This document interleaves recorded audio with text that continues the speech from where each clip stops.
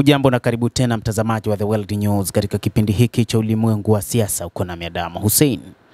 Urusi imempiga marufuku mjumbe wa rais wa Marekani Donald Trump ambaye anashughulikia masuala ya vita nchini Ukraine katika mazungumzo ya amani.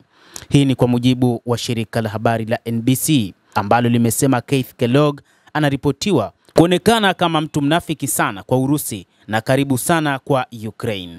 Mjumbe maalum wa rais wa Marekani Donald Trump kwa Urusi na Ukraine amezuiwa kushiriki katika mazungumzo ya amani kwa ombi la Moscow. NBC News imeripoti siku ya Alhamisi kinukuu vyanzo. Kulingana na ripoti hiyo, maafisa wa Urusi wanamuona Kellogg kama mtu mnafiki kupita kiasi na karibu sana akiwa na Ukraine.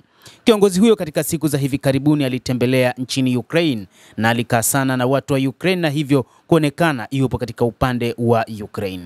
Luteni Jenerali mstaafu wa jeshi la Marekani hakuwepo katika mazungumzo ya mwezi uliopita kati ya Urusi na Marekani nchini Saudi Arabia na mazungumzo ya wiki hii kati ya Marekani na Ukraine mjini Jeddah. Ikulu ya White House pia imethibitisha kwamba mjumbe huyo maalum wa Donald Trump katika Mashariki ya Kati, Steve Witkoff, atachukua nafasi yake akihudhuria duru inayofuata ya mazungumzo na Urusi baada ya Keith Kellogg. Kellogg ni jenerali wa zamani wa Marekani ambaye yupo karibu sana na Ukraine. Afisa mmoja wa Urusi ambaye hakutajwa jina aliripoti kuiambia NBC, "Sio aina yetu ya watu tunaowataka, sio wa kiwango tunachokitafuta." Afisa katika utawala wa Trump ameripotiwa kuthibitisha kuwa Moscow haikutaka Kellogg ahusishwe katika mchakato wa amani. Chanzo kingine kilidai kuwa kutengwa kwa Kellogg kulimuumiza, lakini si ofisi ya Kellogg wala Moscow iliyotoa maoni juu ya ripoti hiyo ya kutengwa kwa Kellogg katika mazungumzo, licha ya kwamba ndiye mteule wa Donald Trump katika kushughulikia suala la Ukraine. Wakati Kellogg ameunga mkono wito wa Donald Trump wa kumaliza mzozo wa Ukraine, maoni yake juu ya kupatikana kwa amani hayaendani na Moscow. Ameunga mkono kuendelea kwa misaada ya Marekani kwa Kiev, ambayo Urusi inahoji kwamba inarefusha tu mzozo huo na kutetea kusitishwa kwa mzozo huo katika mstari wa mbele wa sasa ambao Moscow imeukataa kwa ajili ya suluhu la kudumu. Kellogg pia ameshinikiza kutumia mali ya Urusi iliyogandishwa ili kuijenga upya na kuisaidia Ukraine, wazo ambalo Moscow imeliita ni wizi.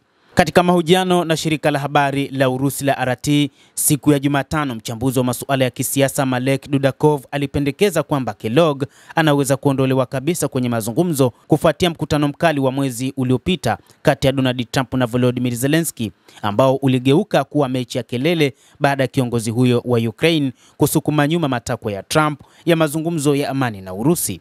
Hii ilisababisha Donald Trump kumshutumu kwa kucheza kamari na vita vya kidunia vya tatu kabla ya kukatiza mkutano huo. Mgogoro huo unaripotiwa kuchelewesha makubaliano muhimu ya madini ya ardhini kati ya Marekani na Ukraine na kusababisha kusitishwa kwa muda kwa misaada ya kijeshi ya Marekani na kushirikiana na ujasusi wa Kiev.